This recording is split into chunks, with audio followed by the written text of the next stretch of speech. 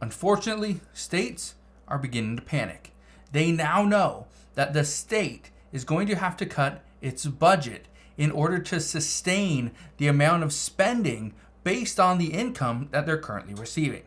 They also know the federal government is not going to help them in any way, and this is going to cause a lot of problems. The one thing I can tell you moving forward is that the federal government will not be able to afford to help out individual states or cities, and this is turning into a crisis. I want to explain what's going on and how millions and millions of people are on the verge of being homeless, being without food, and are going to have no health care whatsoever. So make sure you stick around, watch this entire video. All I ask is one thing. It takes 2 seconds. Go ahead, hit that like button if you enjoy these daily updates. And now let's begin.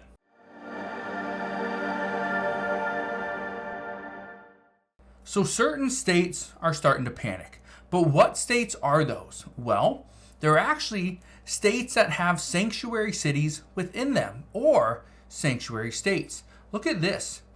This is a map. You've seen it before. I've shown it to you guys many times here on this channel. This map right here, this is a map of sanctuary counties, states, and cities. Counties are in yellow, the cities are in red, and the states are green, like Washington, Oregon, California, Utah, New Mexico, Illinois, New York, Washington, right? Massachusetts up there. A lot of these states, they are sanctuary states. But here's the concern. It's not just the state, it's the cities as well. And the reason why I bring this up is because, according to reports, Congress has only provided about $800 million in FEMA grants and funding. This is $800 million to help cities deal with this migrant crisis. Well, we've spent much more than that. Let me just give you an example.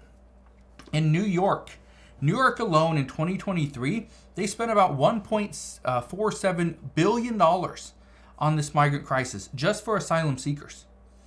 In Chicago, they spent more than $200 million. And in Denver, just over the past 6 months, they've spent about $40 million. But guess what? Congress provided $800 million through FEMA to address this crisis.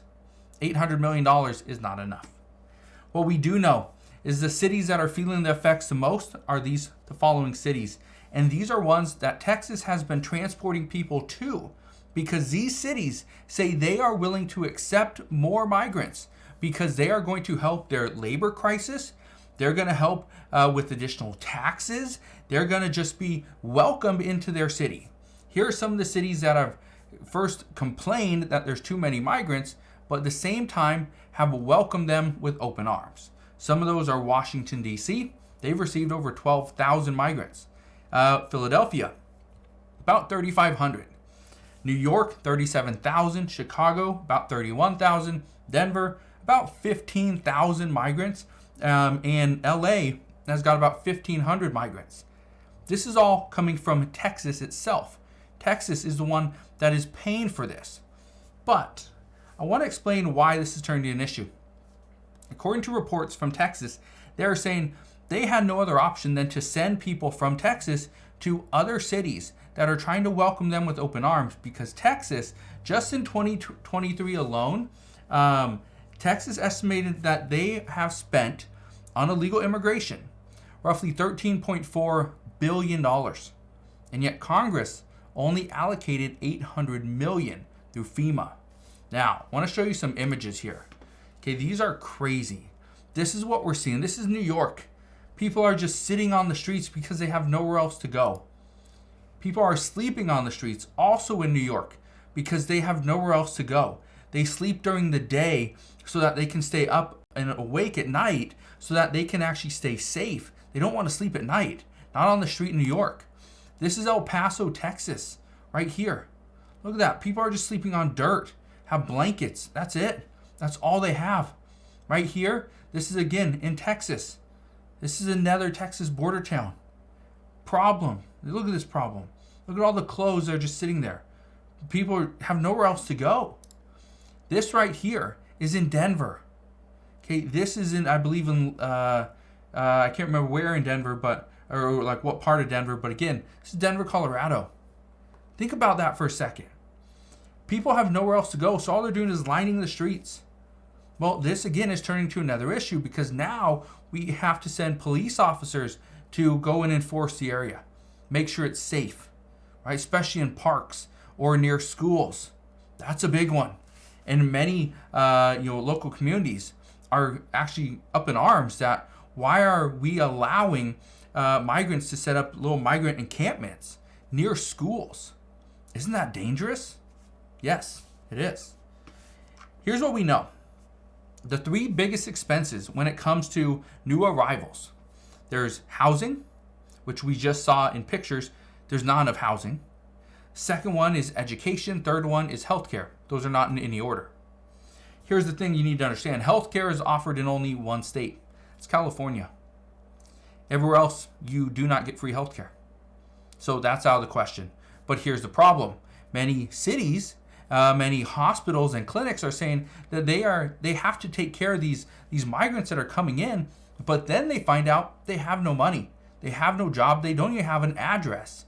But yet they had to provide certain health care, right? Certain things so that they could just be somewhat healthy. Well, guess what?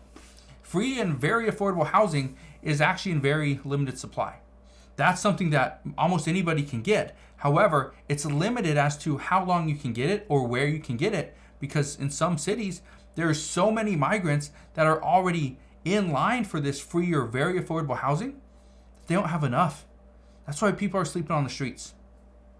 Here's the big concern, and this is where many cities say they can't sustain this. We cannot allow any more people to come into the United States because of education. Education is the one thing that everybody gets, no matter where you're going, no matter where you're from. You will get education here in the United States. That's one of the things that you will get. But the concern is that many state and local governments, they don't have the ability to pay for this. They can't go and buy new books that are in a different language. We have books that are in French, have books that are in Italian, in Spanish, obviously in English. But what if you come from a different country? What if you don't speak any of those languages? Then we are going to have to go out and provide a book for you, which means we have to go and pay for it. How do we pay for it? We don't have money. How do we educate somebody that speaks only Italian if we only have English-speaking teachers?